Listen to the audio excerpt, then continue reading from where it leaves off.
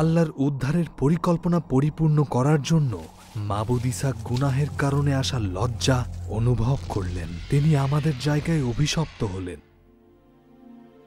তিনি আমাদের প্রাপ্য শাস্তি নিজে বহন করলেন। যেদিন আদম আল্লাহর নিয়ম ভঙ্গ করেছেন, তখনই আল্লাহ প্রকাশ করেন যে একদিন মসীহ সর্পের মাথা চূর্ণ করবেন। আল্লাহ শয়তানকে বলেছিলেন, সে তোমার মাথা পিষে দেবে আর তুমি তার পায়ের গোড়ালিতে ছোবল মারবে। শয়তান সম্বন্ধে পুরনো রহস্যে ঘেরা ভাববাণী পায়ের গোড়ালিতে ছোবল মারবে হল আল্লাহর মেষশাবক যে ক্রুশের উপর লজ্জা ও ব্যথা বহন করবেন তার ভাববাণী, কারণ আমাদের গুনাহের জন্যই তাকে বিদ্ধ করা হয়েছে। যারা ঈসাকে ক্রুশে দিল তারা আল্লাহর গোপন পরিকল্পনা সম্পর্কে জানত না, তাই যুগের নেতাদের মধ্যে কেউ তা বোঝেনি। যদি তা বুঝত তাহলে সেই মহিমাপূর্ণ প্রভুকে ক্রুশের উপর হত্যা করত না। যারা ধ্বংসের পথে এগিয়ে যাচ্ছে তাদের কাছে মসীহের সেই ক্রুশীয় মৃত্যুর কথা মূর্খতা ছাড়া আর কিছুই নয়, কিন্তু আমরা যারা নাজাতের পথে এগিয়ে যাচ্ছি আমাদের কাছে তা আল্লাহর শক্তি। ঈসাকে দুইজন দোষী লোকের মাঝখানে ক্রুশে টাঙানো হয়েছিল। তাদের মধ্যে একজন তাকে টিটকারি দিয়ে বলল, তুমি নাকি মসীহ, তাহলে নিজেকে ও আমাদের রক্ষা করো। কিন্তু অন্য দোষী লোকটি তাকে বকুনি দিয়ে বলল, তুমি কি আল্লাহকেও ভয় করো না?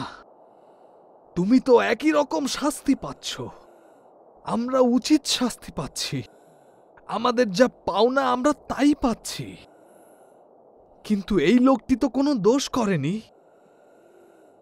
তারপর সে বলল, ঈসা, আপনি যখন রাজত্ব করতে ফিরে আসবেন তখন আমার কথা মনে করবেন। জবাবে ঈসা তাকে বললেন, আমি তোমাকে সত্যি বলছি, তুমি আজকেই আমার সঙ্গে জান্নাতুল ফেরদৌসে উপস্থিত হবে। প্রথম দস্যুটি শুধুমাত্র দৈহিক কষ্ট থেকে মুক্ত হতে চেয়েছিল। সে চিন্তা করেনি যে তার স্থানে একজন রক্ষাকর্তার প্রয়োজন রয়েছে।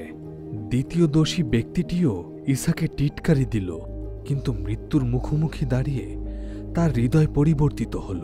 সে চাইল যেন প্রভু তাকে শয়তানের রাজত্ব থেকে উদ্ধার করেন। সে আল্লাহর রাজ্যের লোক হতে চাইল যদি বাদশাহ তাকে চান।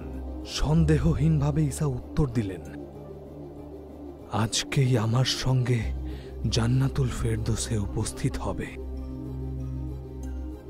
ওই দিন সন্ধ্যায় দোষী লোক দুজন মারা গেল।